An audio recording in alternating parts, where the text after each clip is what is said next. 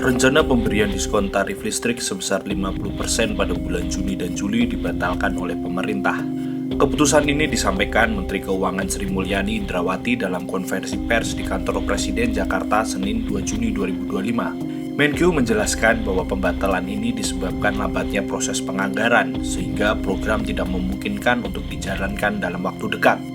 Sebagai gantinya, pemerintah menyiapkan paket stimulus ekonomi senilai total 24,44 triliun rupiah yang akan digelontorkan pada periode yang sama. Sudah rapat di antara para menteri dan untuk pelaksanaan diskon listrik ternyata untuk kebutuhan atau proses penganggarannya jauh lebih lambat. Sehingga kalau kita tujuannya adalah Juni dan Juli, kita memutuskan tidak bisa dijalankan, sehingga yang itu digantikan menjadi bantuan subsidi upah.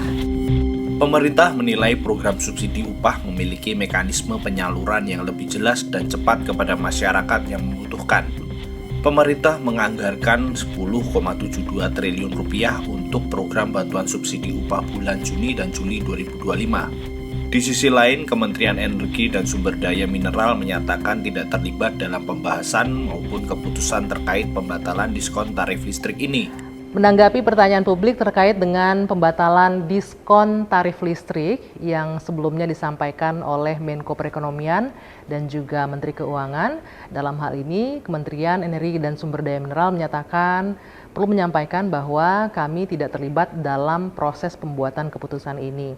Namun demikian, Menteri SDM selaku kementerian yang bertanggung jawab terhadap ketenagalistrikan selalu siap jika memang diminta secara resmi untuk memberikan masukan terkait pembuatan kebijakan yang berdampak terhadap masyarakat luas, termasuk diantaranya subsidi dan juga kompensasi listrik.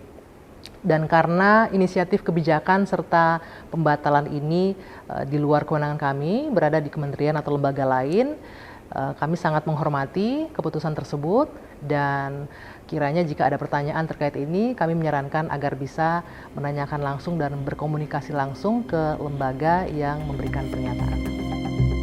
Rencananya diskon tarif listrik 50% ini akan menyasar sekitar 79,3 juta pelanggan rumah tangga, mengikuti skema yang serupa pada program diskon 50% yang telah berjalan pada Januari hingga Februari 2025.